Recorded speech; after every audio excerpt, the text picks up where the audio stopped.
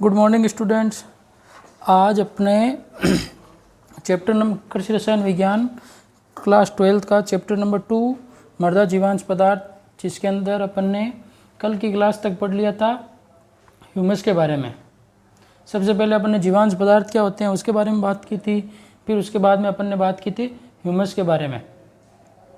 Humus क्या होती है ना, जीवांश पदार्थों का संगठन, उनका विच्छेदन, और कल की क्लास में अपन ने ह्यूमस का मृदा के ऊपर क्या क्या प्रभाव पड़ता है इसके बारे में बात की थी। आज अपन क्या है, आज अपने कल मैंने बताया भी था आपको कि कार्बन नाइट्रोजन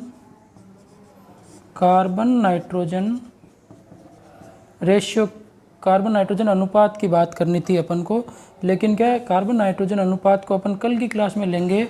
आज अपन करेंगे अपने नाइट्रोजन चक्र पूरा, क्योंकि वो थोड़ा लंबा रहेगा तो दोनों बीच में ना रहे, इसके कारण अपन आज नाइट्रोजन चक्र को शुरू करेंगे। ठीक है ना। आगे बात समझ, कार्बन नाइट्रोजन अनुपात कल पढ़ेंगे। तो नाइट्रोजन चक्र, जैसे अपन ने कार्बन चक्र के बारे में बात की थी, उसी प्रकार ये अपने क्या है, नाइट्रोजन चक्र है। कार्बन चक्र के बारे में बात की थी ना, और उसके आगे आज पढ़ेंगे अपन नाइट्रोजन चक्र। नाइट्रोजन चक्र इम्पोर्टेंट है ना। एक बार ये समझ में आ जाएगा तो फिर आपको कोई दिक्कत नहीं है। नाइट्रोजन, इस चैप्टर में दो चक्र इंपॉर्टेंट है, एक तो कार्बन चक्र और एक नाइट्रोजन चक्र। अब नाइट्रोजन चक्र क्या है, नाइट्रोजन होती क्या है, नाइट्रोजन क्या है, सबसे वायुमंडल में पाई जाने वाली सबसे ज़्यादा गैस है। वायुमंडल में सबसे ज़्यादा मात्रा में गैस पाई जाती है। कितने प्रतिशत, लगभग 78% तक क्या होती है, नाइट्रोजन होती है। और ये नाइट्रोजन पेड़ पौधों के लिए आवश्यक पोषक तत्वों में उपयोगी होती है, जो पोषक चैप्टर नंबर 7 में पढ़ेंगे अपन। नाइट्रोजन पादपों के लिए आवश्यक पोषक तत्व है, तो आवश्यक पोषक तत्वों के रूप में होती है। तो अब ये 78% सबसे ज़्यादा होती है, लेकिन इसको पादप सीधे प्राप्त नहीं कर सकते हैं। जो वायुमंडल में N2 के फॉर्म में होती है नाइट्रोजन, इसको पादप या जीव जंतु इसको सीधे इस जो वायुमंडल में होती है उसी को उस फॉर्म में ग्रहण नहीं कर पाते, वो अप्राप्य रूप है उसका। तो इसको क्या करते हैं, कन्वर्ट करना पड़ता है नाइट्रोजन को दूसरे रूप में, फिर वो पादप एवं जंतु उसको ग्रहण करते हैं। तो उसको कन्वर्ट करते हैं, और वायुमंडल में नाइट्रोजन का 78% क्या है, वो रेशियो भी बराबर रहे, इसके लिए नाइट्रोजन का एक चक्र कार्य करता है पूरा, है ना। जिसे नाइट्रोजन को पादप ग्रहण करते हैं और पादप से वापस वो वायुमंडल में रिलीज हो जाती है। तो वायुमंडल का अनुपात, वायुमंडल में 78% का जो अनुपात है वो बना रहे। तो इस प्रकार से नाइट्रोजन चक्र कार्य करता है। तो उसके अंदर अपन पढ़ेंगे सबसे पहले कि नाइट्रोजन का विभिन्न भागों में रूपांतरण कैसे होता है, इसके संदर्भ में बात करेंगे। तो सबसे पहले तो क्या है, इस चीज़ को अपन कहते हैं नाइट्रोजन स्थिरीकरण। क्या कहते हैं, नाइट्रोजन स्थिरीकरण, नाइट्रोजन स्थिरीकरण, नाइट्रोजन फिक्सेशन। नाइट्रोजन को स्थिर रूप में कैसे बनाया जा सके, 78%। नाइट्रोजन क्या ऐसे तो वायुमंडल में जो पाई जाती है वो क्या अक्रिय रूप में होती है। किस रूप में, अक्रिय रूप में। तो इसको अक्रिय को प्राप्य रूप में परिवर्तित करने के लिए नाइट्रोजन का स्थिरीकरण का सबसे पहला चरण कार्य करता है। और इस नाइट्रोजन स्थिरीकरण को पहले एक मैं छोटा ओरली आपको बता देता हूँ कि नाइट्रोजन क्या अक्रिय रूप में होती है। तो उसको अक्रिय नाइट्रोजन को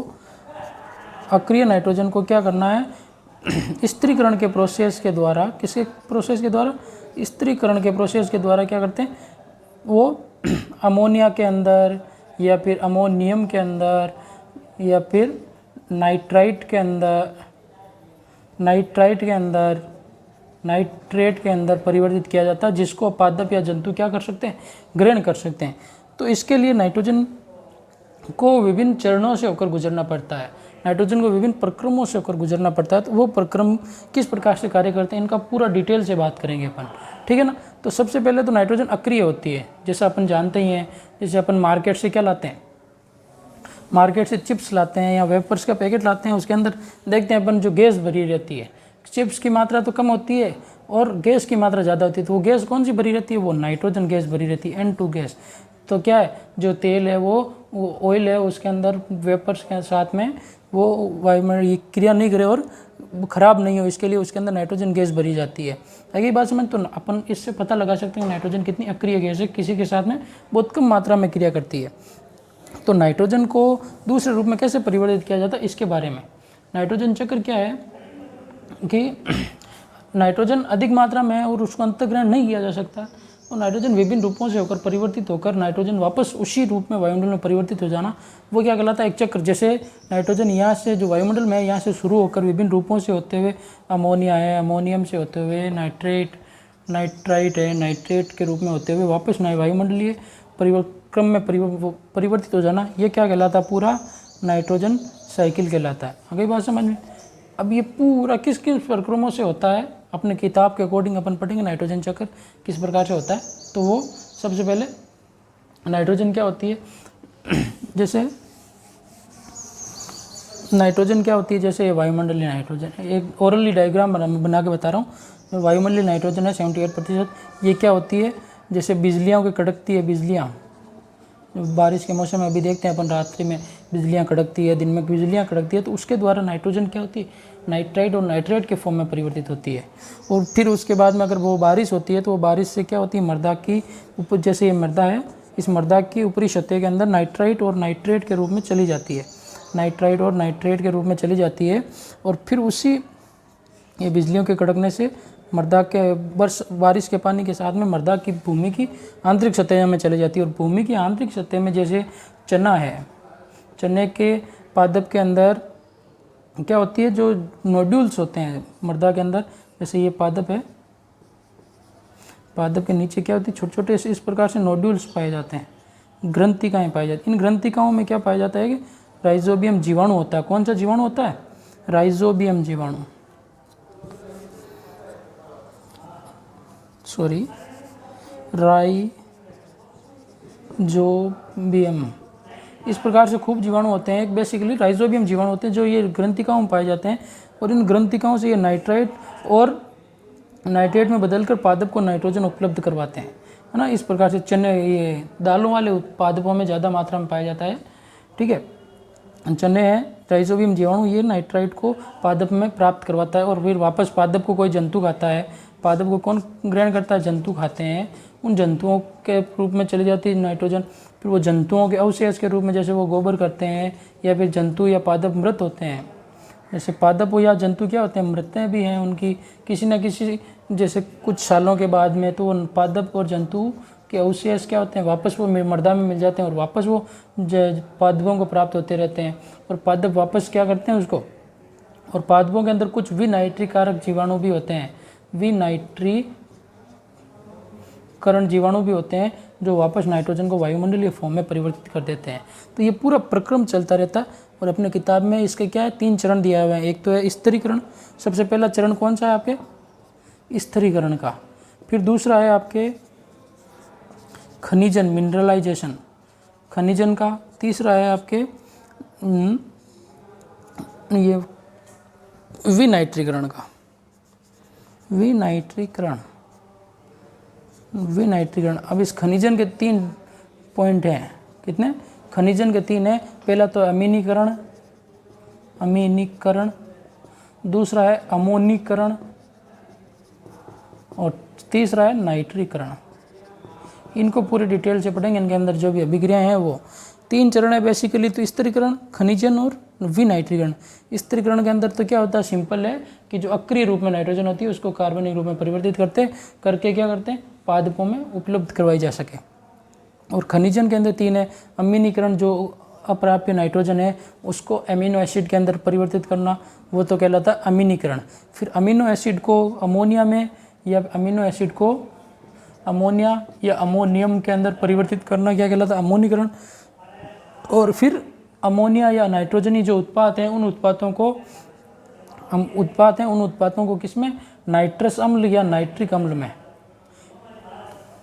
उनको किस में परिवर्तित करना, उनको नाइट्रस HNO2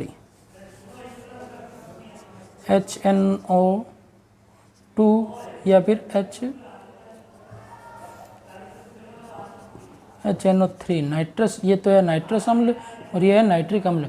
इन रूपों में परिवर्तित करना क्या कहलाता है, आपके नाइट्रीकरण कहलाता है। तो नाइट्रस अम्ल और नाइट्रिक अम्ल में परिवर्तित करना नाइट्रीकरण। और लास्ट है विनाइट्रीकरण, जो नाइट्रिक अम्ल है उसको वापस किस में परिवर्तित करना, N2 के फॉर्म में परिवर्तित करना, वायुमंडलीय नाइट्रोजन में परिवर्तित करना, वो कहलाता है विनाइट्रीकरण। तो इनको पूरे को डिटेल में पढ़ना है। बेसिकली चीज़ तो ये 3 पॉइंट याद रखने हैं आपको नाइट्रोजन चक्र के अंदर, स्थिरीकरण, खनिजन और विनाइट्रीकरण। और स्थिरीकरण के अंदर तो क्या था, कार्बनिक फॉर्म में परिवर्तित करना।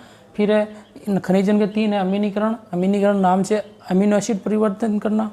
अमोनीकरण में मतलब अमोनिया और अमोनियम में परिवर्तित करना, नाइट्रीकरण में नाइट्रस अम्ल और नाइट्रिक अम्ल में परिवर्तित करना, और विनाइट्रीकरण में जो नाइट्रिक अम्ल है उसको वायुमंडलीय नाइट्रोजन में परिवर्तित करना, वो विनाइट्रीकरण कहलाता है। तो ये पूरा डिटेल में अपन पढ़ेंगे। बेसिकली आपको समझ में आ जाएगा नाइट्रोजन अपन क्या पढ़ने जा रहे हैं, आप नाइट्रोजन चक्र, ठीक है, किन किसके चरण है इसके बाद में अब आगे पूरा डिटेल से पढ़ते हैं। सबसे पहला है आपके स्थिरीकरण। आगे बात समझ में 3 टॉप पॉइंट है, स्थिरीकरण, खनिजन और विनाइट्रीकरण। आपको जो नोट्स दिए हुए हैं उसके अंदर पूरा डिटेल से समझाया हुआ है, लिखा हुआ है। कॉपी अगर आप साथ में रखेंगे नोट्स की तो आपको आसानी से समझ में आ जाएगा। स्थिरीकरण, खनिजन और विनाइट्रीकरण। अब मैं स्थिरीकरण से शुरू करता हूँ नाइट्रोजन चक्र को आपके, ठीक है। पहला टॉपिक है आपके स्थिरीकरण। कौन सा है? स्थिरीकरण। नाइट्रोजन चक्र के अंदर स्थिरीकरण 1 नंबर टॉपिक है। स्थिरीकरण, फिक्सेशन इंग्लिश में बोलते हैं इसको, फिक्सेशन या एम्यूलेशन। स्थिरीकरण के अंदर क्या होता है, जो अक्रिय नाइट्रोजन है, अकार्बनिक रूप में जो नाइट्रोजन होती है, अकार्बनिक रूप में नाइट्रोजन है, उसको किस रूप में परिवर्तित करना? कार्बनिक नाइट्रोजन में। उसको कार्बनिक नाइट्रोजन में परिवर्तित करना क्या कहलाता है? स्थिरीकरण। सिंपल सी बात है। स्थिरीकरण क्या है? अकार्बनिक नाइट्रोजन को कार्बनिक नाइट्रोजन में परिवर्तित करना स्थिरीकरण कहलाता है। और खनिजन क्या है? जो अकार्बनिक नाइट्रोजन है उसको वापस कार्बनिक नाइट्रोजन में परिवर्तित करना क्या कहलाता है? खनिजन कहलाता है। तो स्थिरीकरण तो हो गया आपके किसमें? अकार्बनिक नाइट्रोजन को कार्बनिक नाइट्रोजन में परिवर्तन कहलाता करना क्या कहलाता है? स्थिरीकरण कहलाता है। फिर है दूसरा, ये जो क्या है, अकार्बनिक उच्च पादपों को अप्राप्य रूप में होती है तो इसको परिवर्तित कर देते हैं जिससे वो पादप आसानी से इसको ग्रहण कर सके। ये तो पहला टॉपिक हो गया आपके स्थिरीकरण। दूसरा है आपके खनिजन, मिनरलाइजेशन। अब खनिजन के अंदर अपन 3 प्रक्रम पढ़ेंगे। खनिजन के अंदर कितने हैं? 3 प्रकरण। सबसे पहला है, इनकी परिभाषाएं याद रखना है आपको, और सिंपल चीज़ छोटी छोटी बातें याद रखनी है। ज़्यादा लंबा चौड़ा क्वेश्चन आता है तो बड़ा क्वेश्चन आता है, नाइट्रोजन चक्र को आरेख द्वारा पूरे चरणों को प्रक्रम को समझाइए। तो सबसे पहले स्थिरीकरण हो गया, अकार्बनिक नाइट्रोजन को कार्बनिक नाइट्रोजन में परिवर्तन करना। दूसरा है खनिजन, जिसके अंदर 3 प्रक्रम है, पहले बता ही दिया मैंने। खनिजन के अंदर सबसे पहला है आपके अमीनीकरण। क्या है? अमीनीकरण। दूसरा है आपके अमोनीकरण। नाम अंतर है, थोड़ा ध्यान रखना। अमीनीकरण और अमोनीकरण। अमीनी के अंदर तो एमिनो एसिड का फॉर्मेशन होता है। किसका? एमिनो एसिड का, अमीनो अम्ल का फॉर्मेशन होता है अमीनीकरण के अंदर। और अमोनीकरण के अंदर अमोनिया एवं अमोनियम आयन का फॉर्मेशन होता है, ठीक है। और लास्ट है आपके तीसरा है आपके तीसरा ऊपर लिख देता हूँ अगर आप दिखाई नहीं दे रहा है तो। ये तो अमोनियम हो गया, तीसरा ऊपर लिख रहा हूँ मैं आपके। स्थिरीकरण को मिटा देता हूँ। नंबर 3 है ये अमीनीकरण, अमोनीकरण और नाइट्रीकरण। नाइट्रीकरण के अंदर क्या होता है? नाइट्रस अम्ल HNO2 और नाइट्रिक अम्ल HNO3। इसको तो बोलते हैं नाइट्रस अम्ल, याद रखना ये नाइट्रस अम्ल। और HNO3 को बोलते हैं नाइट्रिक अम्ल, ठीक है ना। इसका फॉर्मेशन होता है। ये खनिजन के अंदर तो 3 टॉपिक है, अमीनीकरण, अमोनीकरण और नाइट्रीकरण। अमीनीकरण तो एमिनो अम्ल का फॉर्मेशन होता है, अमोनीकरण के अंदर अमोनियम और अमोनिया का फॉर्मेशन। नाइट्रीकरण में जो अमोनिया, नाइट्रोजन और अमोनियम है, इनको किस में बदला जाता है? नाइट्रस अम्ल और नाइट्रिक अम्ल में परिवर्तित किया जाता है नाइट्रीकरण के अंदर। तो खनिजन के अंदर अपन इन तीनों के बारे में पूरा डिटेल से इनकी परिभाषाएं और इनके प्रक्रम को, पूरी अभिक्रियाएं पढ़ेंगे। सबसे पहला आगे बात समझने, अमीनीकरण। परिभाषाएं नाम से पता चल रही है, अमीनीकरण, अमोनीकरण और नाइट्रीकरण की। अमीनीकरण, अमोनीकरण और नाइट्रीकरण की। सबसे पहले है खनिजन के अंदर नंबर 1 है अमीनीकरण। अमीनीकरण, अमीनीकरण की परिभाषा क्या हो जाएगी? वह प्रक्रम जिसमें प्रोटीन्स, वह प्रक्रम जिसमें प्रोटीन्स एवं अन्य नाइट्रोजन युक्त कार्बनिक यौगिक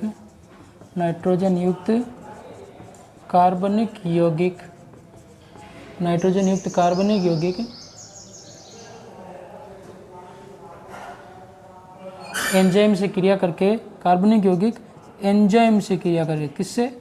एंजाइम्स की क्रिया से एमिनो अम्ल में बदल जाते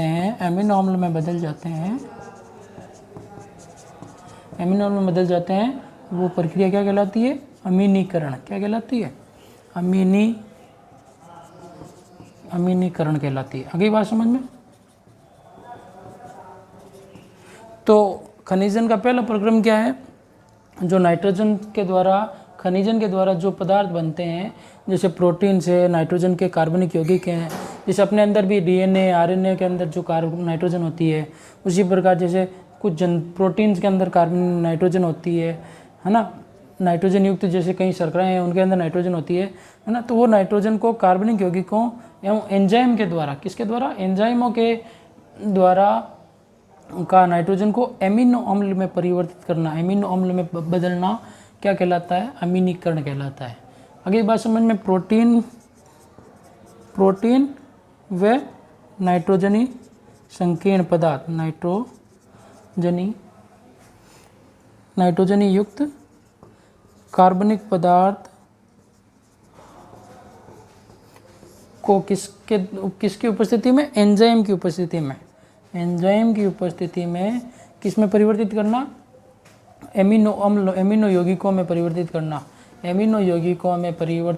क्या कहलाता है? आपके अमीनीकरण कहलाता है। इसके साथ में CO2 भी बनती है, एनर्जी भी बनती है, ठीक है ना। तो ये प्रक्रियाएं और कुछ यौगिक भी बनते हैं। ये प्रक्रम क्या कहलाता है? आपके अमीनीकरण। किसके अंदर पढ़ रहे हैं अपन? नाइट्रोजन चक्र का दूसरा टॉपिक कौन सा था? पहला तो था स्थिरीकरण और दूसरा था खनिजन, मिनरलाइजेशन। खनिजन के अंदर अपन बात कर रहे हैं पहला टॉपिक अमीनीकरण का, ठीक है ना। अमीनीकरण का, जिसके अंदर क्या होता है? प्रोटीन जो नाइट्रोजनी कार्बनिक यौगिकों को एमिनो यौगिकों में परिवर्तित करना, किसकी उपस्थिति में? एंजाइम की उपस्थिति में परिवर्तित करना क्या कहलाता है? आपके अमीनीकरण। आगे बात समझ में? सिंपल सा प्रोसेस है। और फिर है दूसरा, ये तो आ गया होगा अमीनीकरण, एमिनो अम्ल का फॉर्मेशन करना। फिर दूसरा है, आपके मिटा दूं इसको, दूसरा है अमोनीकरण। क्या है? अमोनीकरण। पहला हो गया खनिजन के अंदर अमीनीकरण और दूसरा है अमोनीकरण। अमोनीकरण क्या होता है? सिंपल सा है, अमोनिया का निर्माण होना, सूक्ष्म जीवों के द्वारा अमोनिया का निर्माण करना क्या कहलाता है? अमोनीकरण कहलाता है। आगे बात समझ में? इसके अंदर क्या होता है कि परिभाषा लिख देता हूँ, वह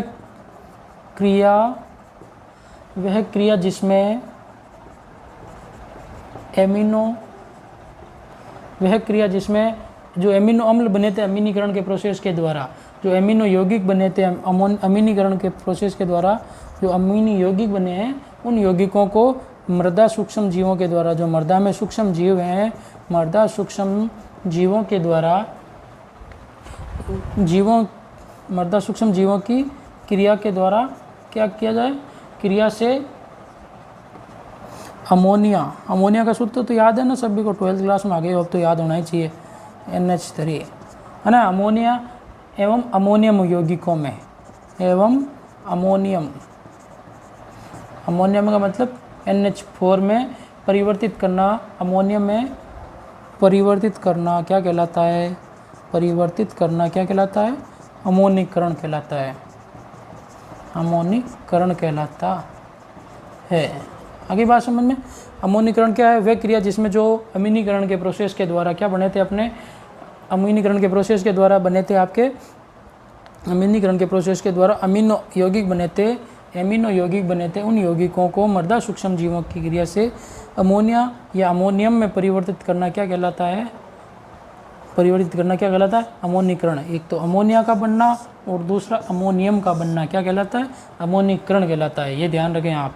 अमोनीकरण में अमोनिया और अमोनियम यौगिक बनते हैं। जैसे ये कोई भी अपन एमिनो एसिड लेते हैं, जैसे ये आर का मतलब क्या, कोई भी बड़ा कार्बनिक समूह जुड़ा हुआ है इसके साथ में, और ये एमिनो यौगिक हो गया आपके कोई, इसकी अभिक्रिया अपन जल से करवाते हैं, H2O से करवाते हैं। तो वो किसकी उपस्थिति में?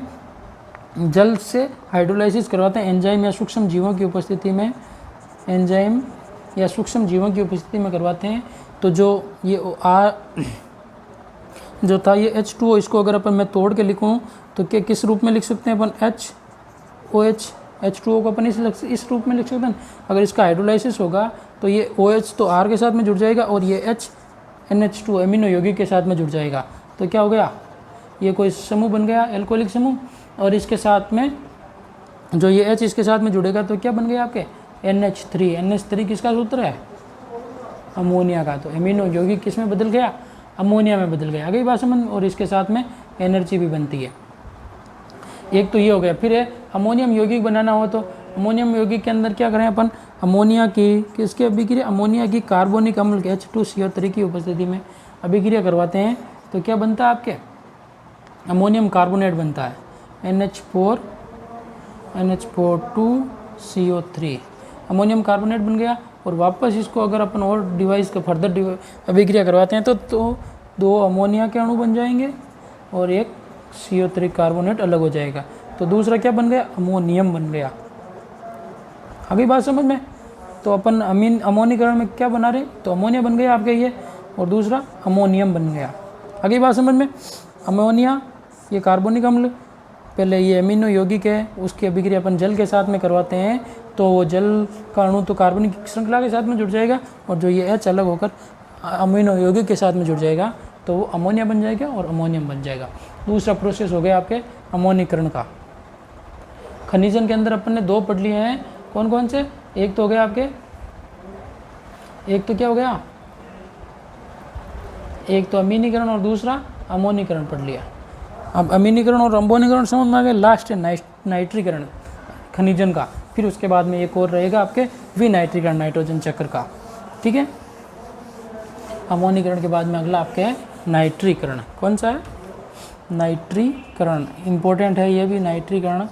एक नंबर की परिभाषा भी पूछ सकते हैं। अमोनीकरण किसे कहते हैं, अमीनीकरण किसे कहते हैं, नाइट्रीकरण किसे कहते हैं। आगे बात समझो। नाइट्रीकरण प्रक्रिया किसके द्वारा होती है? सूक्ष्म जीवों के द्वारा होती है। ये ध्यान रख लेना। सूक्ष्म जीवों के अंदर 2 सूक्ष्म जीव इंपॉर्टेंट है। एक तो है आपके नाइट्रोसोमोनास और एक है नाइट्रोबैक्टर। क्या है? नाइट्रोबैक्टर। 2 जीवाणु इंपॉर्टेंट है, नाइट्रीकरण की प्रक्रिया को पूर्ण करने में सहायक होते हैं। क्या करते हैं? जो अपने अमोनिया और नाइट्रिक यौगिक बने थे उन यौगिकों को नाइट्रोसोमोनास की उपस्थिति में करवाएंगे तो वो नाइट्रस अम्ल बनाएगा, और नाइट्रस अम्ल को वापस ऑक्सीजन के साथ में नाइट्रोबैक्टर की उपस्थिति में करवाएंगे तो वो नाइट्रिक अम्ल बनाएगा। आगे बात समझ में। तो 2 जीवाणु याद रखना। नाइट्रीकरण की प्रोसेस में कौन से सूक्ष्म जीव कार्य करते हैं? नाइट्रोसोमोनास और नाइट्रोबैक्टर। इंपॉर्टेंट चीज़ें याद रख लेना, नाइट्रोसोमोनास और नाइट्रोबैक्टर। आगे बात समझ में। लास्ट तीसरा क्या? नाइट्रीकरण के अंदर क्या होता है? नाइट्रीकरण वह प्रक्रम है जिसके अंदर सूक्ष्म जीवों के द्वारा जो अमोनिया या एमिनो यौगिक होते हैं उन यौगिकों को नाइट्रिक पदार्थों में बदलना क्या कहलाता है? नाइट्रीकरण कहलाता है।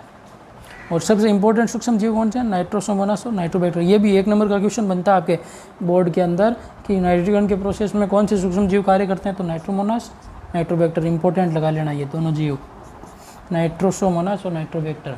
कैसे कार्य करते हैं? 2 अभिक्रियाएं हैं छोटी छोटी, वो देख लेते हैं अपन इनकी, फिर उसके बाद में अपन विनाइट्रीकरण की तरफ चलेंगे। सबसे पहले है आपके नाइट्रोसोमोनास की, जिसके अंदर क्या है? अमोनिया के यौगिक लेते हैं अपन NH क्लियर लिख देता हूँ थोड़ा। NH2 की अभिक्रिया किससे करवाएं अपन? जल के अणु, ऑक्सीजन के अणुओं के साथ में करवाते हैं। किसकी उपस्थिति में? ये याद रखना आपको,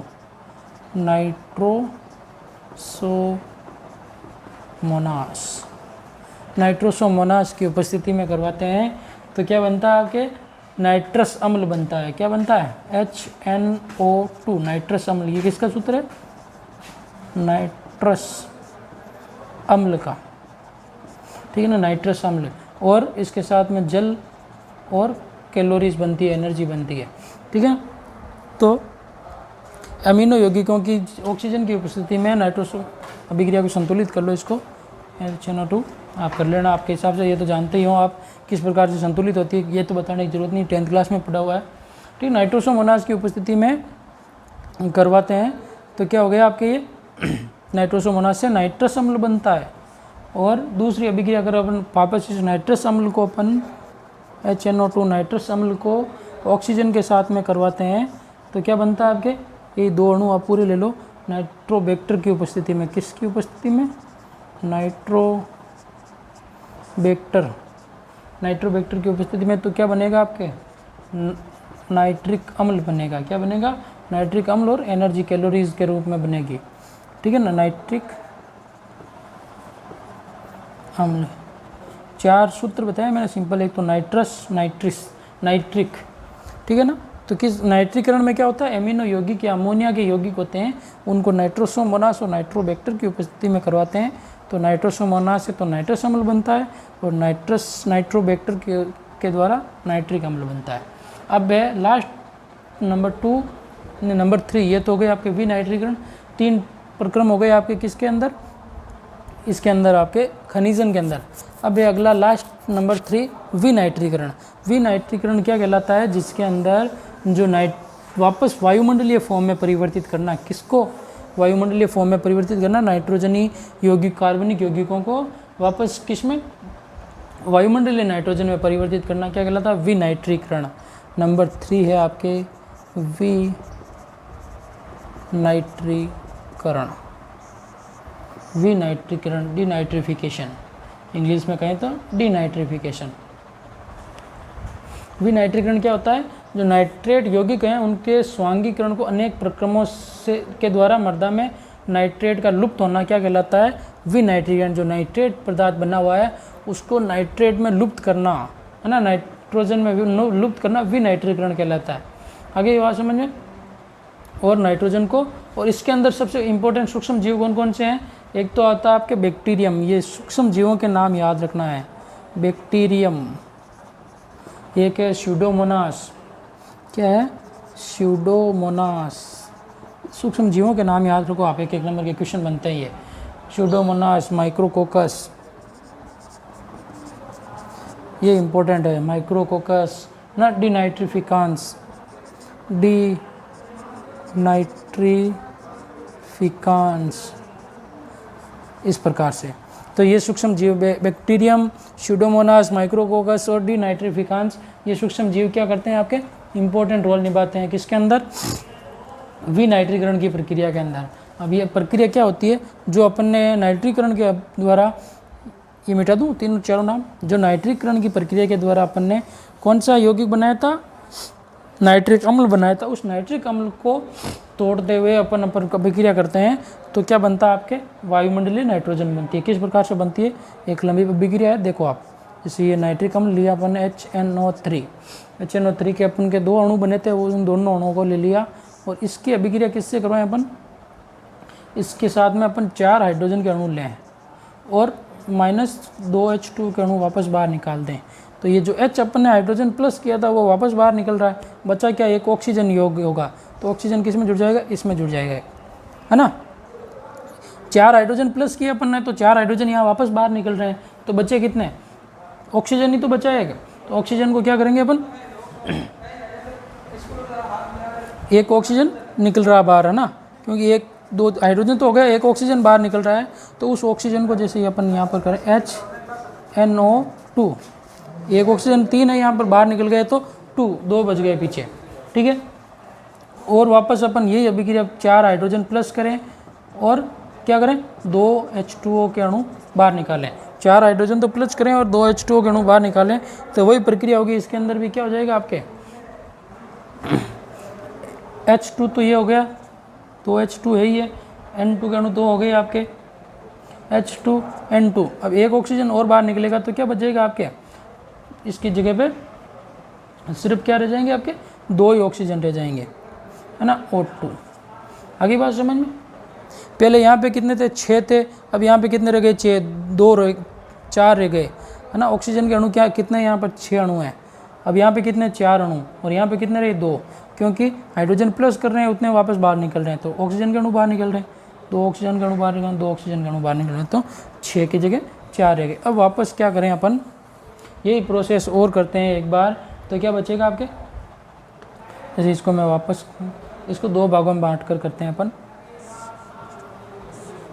एक बार में। तो क्या करेंगे अपन, H4 हाइड्रोजन तो प्लस कर रहे हैं, 4 हाइड्रोजन प्लस कर रहे हैं, और -2H2O बाहर निकाल लेंगे, तो क्या हो जाएगा, 4 हाइड्रोजन प्लस करेंगे तो हाइड्रोजन तो बाहर हो गए, ऑक्सीजन के 2 अणु बाहर निकल गए, और तो क्या बचा आपके, तो इसके अंदर बचेगा आपके N2O, क्या बचा, N2O, है ना। और N2O के अंदर से वापस अपन अगर ऑक्सीजन बाहर निकालते हैं, क्या निकाल रहे हैं, ऑक्सीजन बाहर निकाल रहे हैं, तो ऑक्सीजन बाहर निकल जाएगी, तो क्या बचेगा, सिर्फ N2 बचेगा, माइनस ऑक्सीजन और बाहर निकल जाएगी तो N2 बचेगा।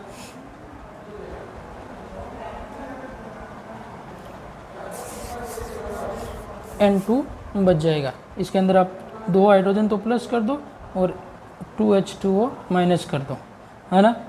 तो ये हाइड्रोजन बाहर निकल गए, 2 हाइड्रोजन जितने जोड़े जितने बाहर निकल गए, 1 ऑक्सीजन वो बाहर निकल गए, तो ये वायुमंडलीय नाइट्रोजन वापस वायुमंडल में परिवर्तित हो जाएगी।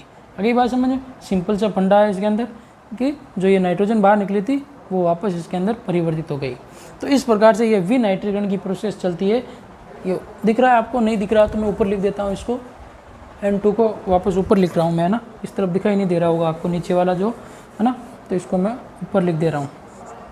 2 तो हाइड्रोजन प्लस किया और 2H2O बाहर निकाला, तो क्या बचा आपके, N2 बचा, जो वायुमंडल में रिलीज हो जाएगी।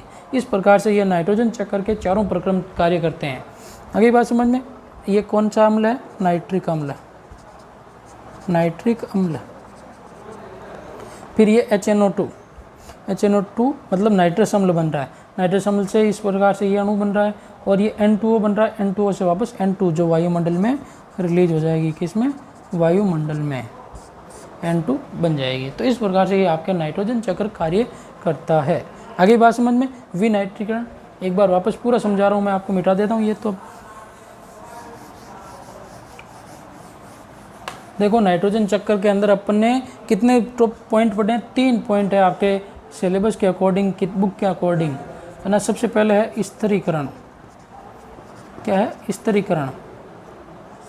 फिर दूसरा है खनिजन, और तीसरा है आपके विनाइट्रीकरण, विनाइट्रीकरण, ठीक है। और खनिजन को वापस फर्दर 3 भागों में बांटा गया, कितने भागों में, 3 भागों में। पहला तो है आपके अमीनीकरण, अमीनीकरण। दूसरा है आपके अमोनीकरण, अमोनीकरण। और तीसरा है नाइट्रीकरण। आगे बात समझ में, तीसरा कौन सा है, नाइट्रीकरण, जिसके अंदर अपन ने पूरी डिटेल से बात कर ली है। स्थिरीकरण में अकार्बनिक नाइट्रोजन को कार्बनिक नाइट्रोजन में बदला जाता है। खनिजन के अंदर, अमीनीकरण के अंदर एमिनो यौगिक बनते हैं, कौन से यौगिक, एमिनो यौगिक बनते हैं। अमोनीकरण के अंदर अमोनिया और अमोनियम आयन बनते हैं। और नाइट्रीकरण के अंदर HNO2 और HNO3 बनता है। तो इस प्रकार से ये आपके, और विनाइट्रीकरण के अंदर N2 का फॉर्मेशन होता है, वायुमंडलीय N2 का। तो ये हो गए आपके नाइट्रोजन चक्र के 3 चरण। स्थिरीकरण के अंदर कार्बनिक नाइट्रोजन, खनिजन अमोनीकरण और विनाइट्रीकरण। ये इंपॉर्टेंट परिभाषा याद रखना है आपको। अमीनीकरण के अंदर प्रोटीन से कार्बनिक यौगिक को, नाइट्रोजन कार्बनिक यौगिक को एमिनो यौगिक में बदलना, और एमिनो यौगिकों को अमोनिया या अमोनियम में बदलना, अमोनीकरण। और अमोनिया यौगिक या नाइट्रोजनी यौगिकों को नाइट्रस और नाइट्रिक अम्ल में बदलना, नाइट्रीकरण। और नाइट्रिक अम्ल को वायुमंडलीय नाइट्रोजन में बदलना विनाइट्रीकरण कहलाता है। इनके अंदर सूक्ष्म जीवों का इंपॉर्टेंस रहता है। जो नाइट्रोजन चक्र को चलाने में सबसे इंपॉर्टेंट रोल कौन करते हैं, सूक्ष्म जीव, माइक्रो ऑर्गेनिज्म, जो इम्पोर्टेंट रोल निभाते हैं। तो ये आपके नाइट्रोजन चक्र। इसको एक बार मैं वापस आपको रेखा चित्र के द्वारा समझा देता हूँ, नाइट्रोजन चक्र किस प्रकार से कार्य कर रहा है। अगली बात समझें पूरा डिटेल से वापस, फिर उसके बाद में अपन नाइट्रोजन चक्र आपके कंप्लीट हो जाएगा। नाइट्रोजन चक्र के अंदर एक बार पूरा डिटेल से बात करते हैं अपन, किसके द्वारा, रेखा चित्र के द्वारा। तो सबसे पहले है आपके रेखा चित्र के द्वारा कैसे, रेखा चित्र के द्वारा सबसे पहले जो वायुमंडलीय नाइट्रोजन है N2 है ना, वायुमंडलीय नाइट्रोजन है, वो क्या होगी, सबसे पहले औद्योगिकी कारणों से या फिर बिजलियों के कड़कने से क्या होगी, बिजलियों के कड़कने से किस में बदलेगी, नाइट्राइट और नाइट्रेट में बदलेगी, है ना, नाइट्राइट या नाइट्रेट में बदलेगी। और वही नाइट्रेट या और नाइट्राइट बिजली के कड़कने से या फिर इसको आप लिखो स्थिरीकरण के द्वारा किसमें, कार्बनिक नाइट्रोजन में बदल रही है, कार्बनिक नाइट्रोजन में बदल रही है। और वो कार्बनिक नाइट्रोजन क्या होगी, जो ये मृदा की सतह है, मान लो मृदा की सतह के ऊपर जैसे ये चने का पादप है या फिर जिसके ग्रंथिकाएँ पाई जाती है ना, उन ग्रंथिकाओं, ये नीचे ग्रंथिकाएँ होती है, इस प्रकार से नोड्यूल्स पाए जाते हैं।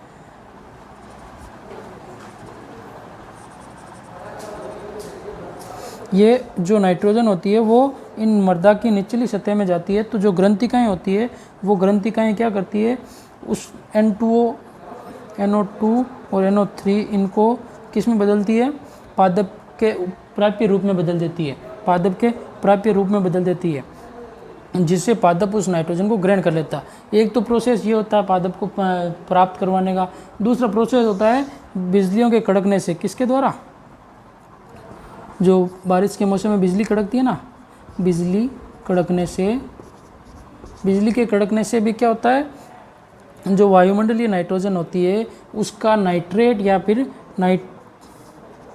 नाइट्राइट और नाइट्रेट में क्या होता है, परिवर्तन हो जाता है, जिससे पादप वो राइजोबियम जीवाणु क्या करता है, इसको राइजोबियम जीवाणु इसको पादप के प्राप्य रूप में परिवर्तित कर देता है, पादप के प्राप्य रूप में परिवर्तित कर देता है इसके द्वारा। फिर इसके बाद में जो इसको क्या करेंगे, अगर पादप या जंतु क्या करेंगे,